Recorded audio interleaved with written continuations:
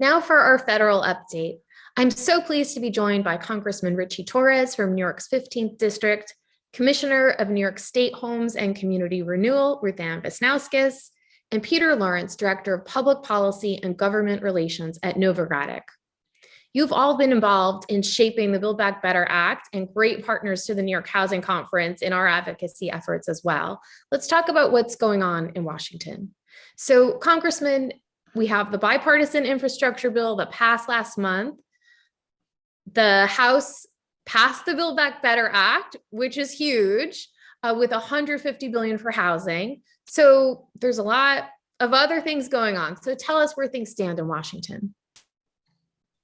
Well, first, it's an honor to be here, and I just want to point out that the New York Housing Conference has been one of the greatest partners the New York delegation has had in advancing the Build Back Better Act. So I'm enormously appreciative of your partnership. Look, in the House, we passed both the bipartisan infrastructure framework and the Build Back Better Act. So the ball is in the court of the United States Senate. And the challenge there is twofold. One is the duo of Joe Manchin and Kyrsten Sinema.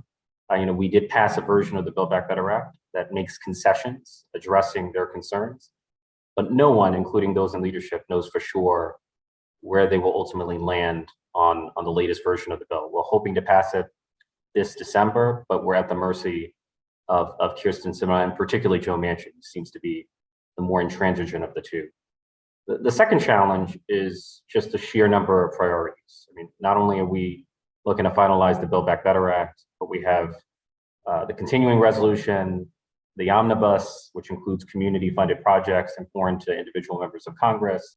We have the National Defense Authorization Act. We have the Competition and Innovation Act, which would make long-term investments in research and development around quantum computing and artificial intelligence and semiconductors. So there's so much going on, and there's so little time and so little political capital to make all of it happen within this compressed timetable. And you didn't even mention the debt ceiling that's hanging over all of our heads. Yes. Not to mention the debt ceiling. And I hope with respect to the debt ceiling, not only will we extend it, but I'm hoping for a structural solution that will end the cycle of debt limit brinksmanship once and for all. Right. And we've seen that brinksmanship every year, and it's exhausting. Tell us a little bit more about what is in Build Back Better for housing.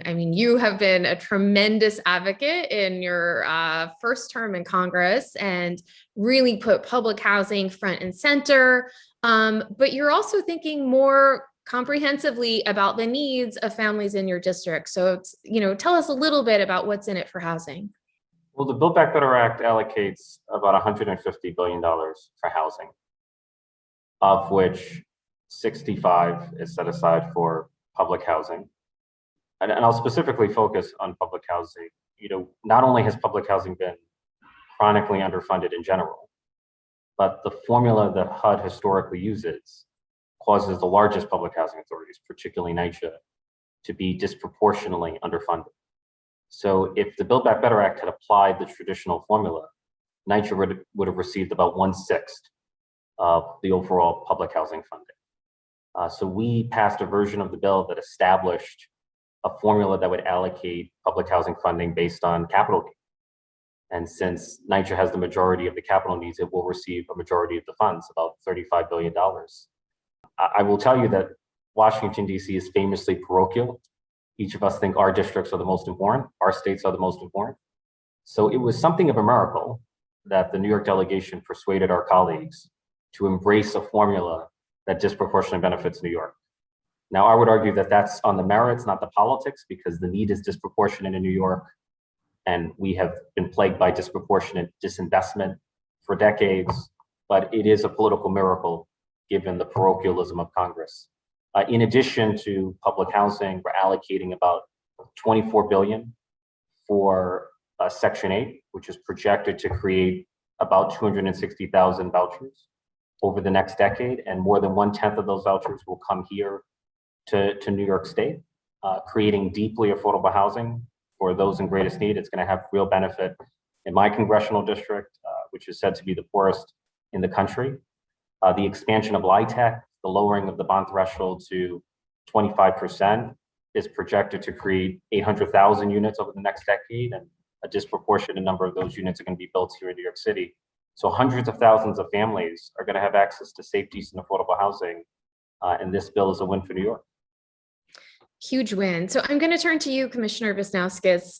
You would be administering many of these programs, getting those Section 8 vouchers out the door. There's also significant funds for the National Housing Trust Fund, which would help you build affordable rental housing, deeply affordable rental housing. And then, of course, there is the reduction of the 50% test. So you will have some new tools at your disposal. Do you want to talk a little bit about what you think that will mean and how it will fit in with the new housing plan? Absolutely. I'd be delighted to.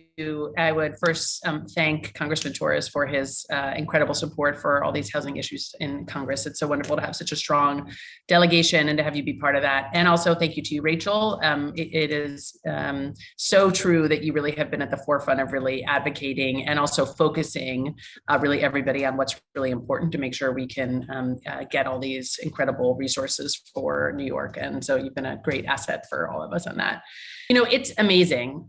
In any other year were we to be getting one of these things, it would be all that we are talking about and would be incredibly sort of thankful. So it is, as I am sometimes speaking publicly, it's like I need an entire hour just to tick through public housing, home, CDBG, 9% increase, the vouchers, weatherization, the renewable energy credit, I mean, the Housing Trust Fund, the ELI boost. There are just so many incredibly impactful resources between the infrastructure bill and the Build Back Better bill when it gets signed, that it feels like a very transformative time. For us at the state level, as many people know, we're just at the end of our first 5-year housing plan, and the state hadn't really had sort of a multi-year comprehensive housing plan before that. And so to be on the cusp of launching another one at the same time that we have all these resources coming feels in many ways sort of inspirational. We are on the edge of a really impactful time where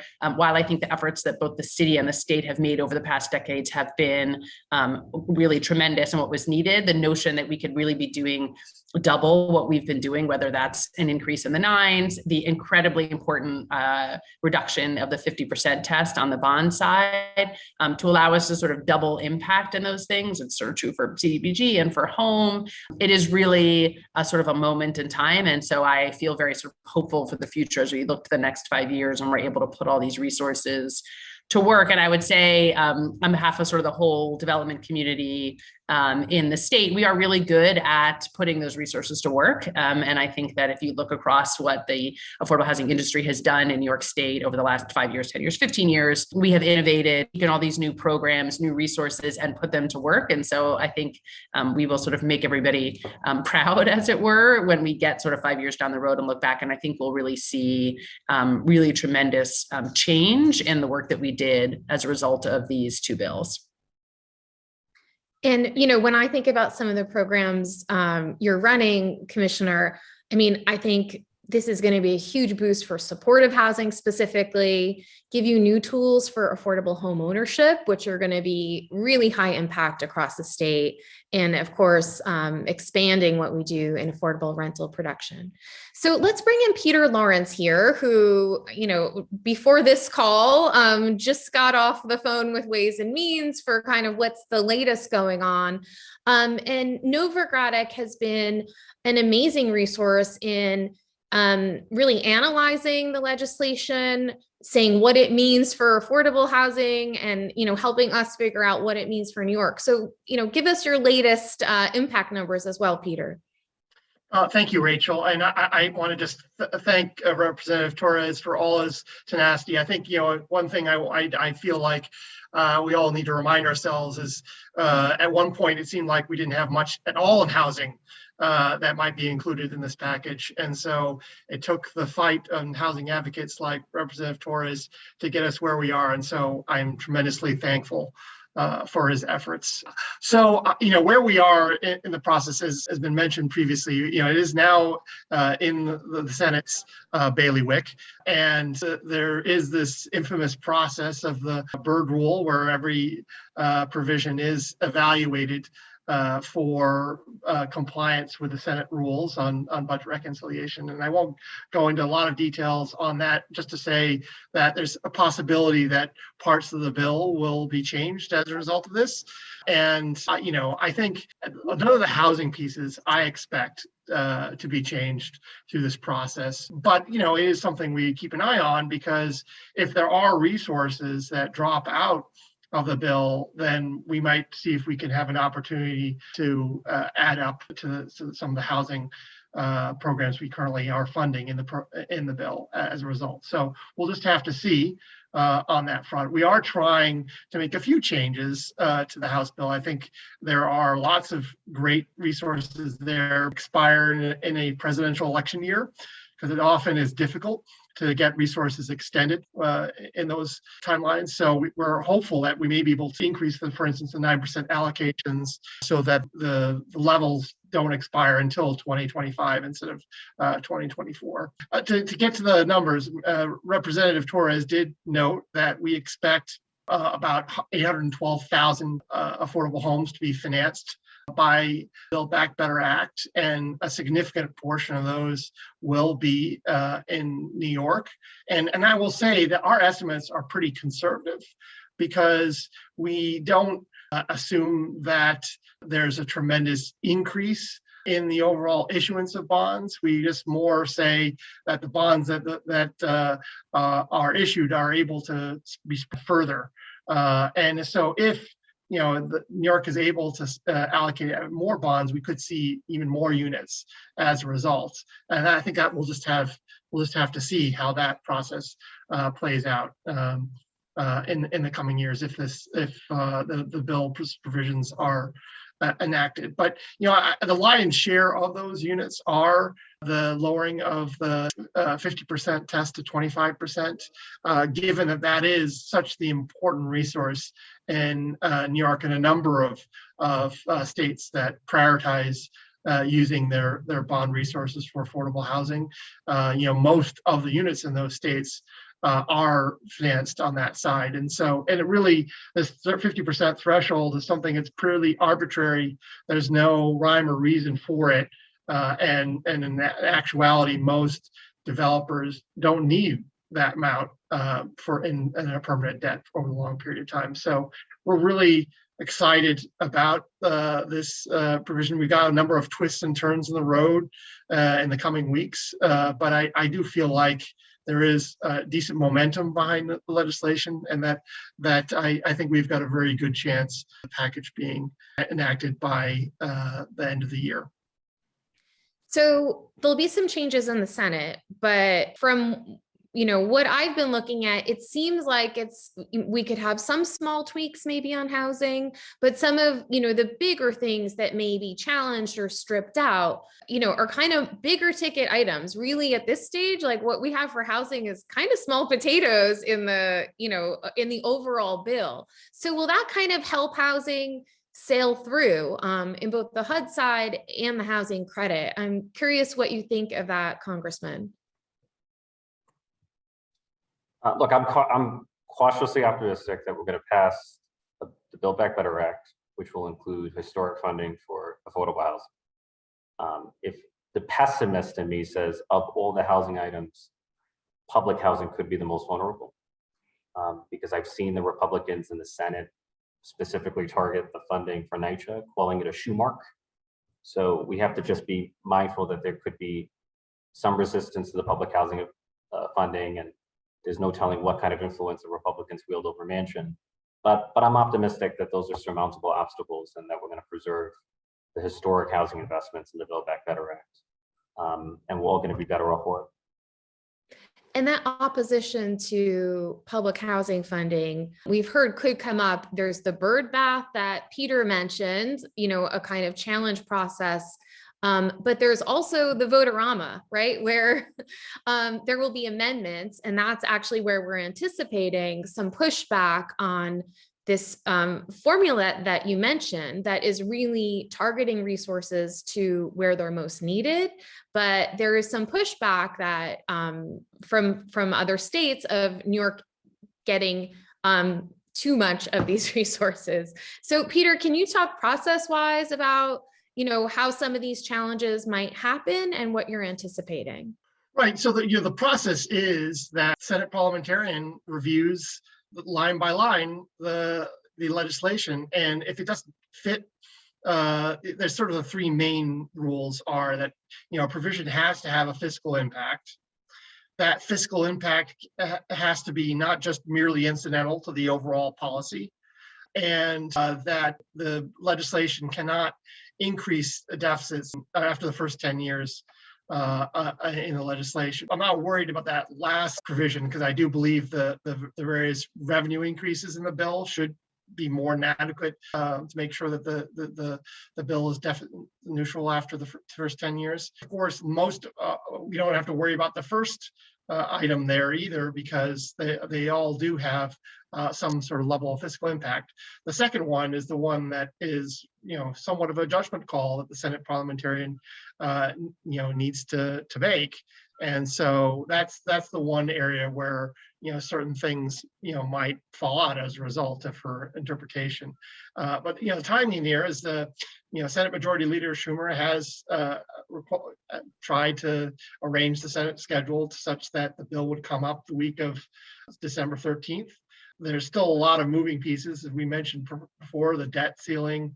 There's also funding. Of course, there's things like the National Defense Policy legislation.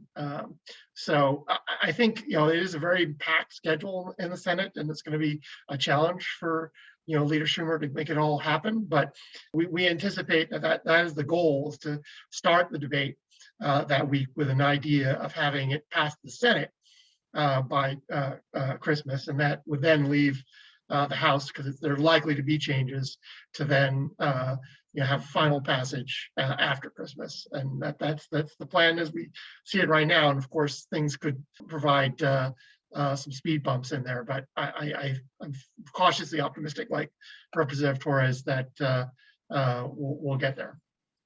And we'll be hearing from Secretary Fudge later in the program.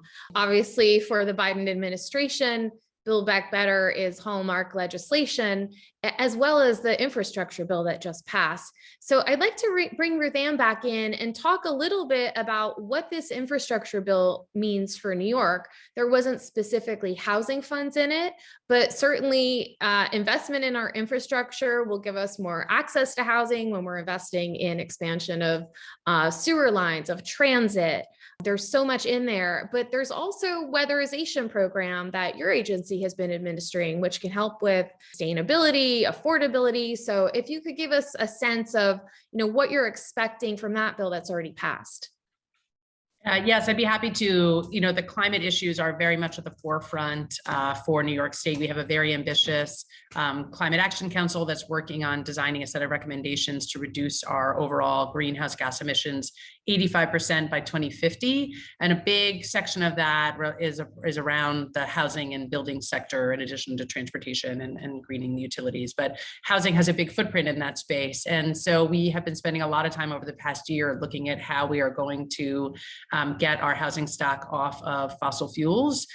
Easier is sort of all of our new construction, but we have obviously a very large existing housing stock in the state. And so thinking about ways that we can transition that stock off fossil fuels, making sure we do it in a way that is equitable, both in terms of jobs as well as in terms of where we're doing this, and making sure that low-income communities don't get left behind, but in fact can actually lead on this front, and also making sure that as we shift to an electric housing stock, that we don't create a burden for renters and homeowners across the state. So it's really complex, and it's a not small task, even though the goals around 2030 and 2040 and 2050 in some ways seem far away. When you look at the numbers of how many housing units we need to get there, it's hard not to feel a little overwhelmed that we're a little behind. So the funding that's coming in through the infrastructure bill, as well as there was actually some funding in the rescue plan bill, is a great shot in the arm for us to really get inroads made on electrification of the housing stock. And so we have a really wonderful network of weatherization providers who frankly have been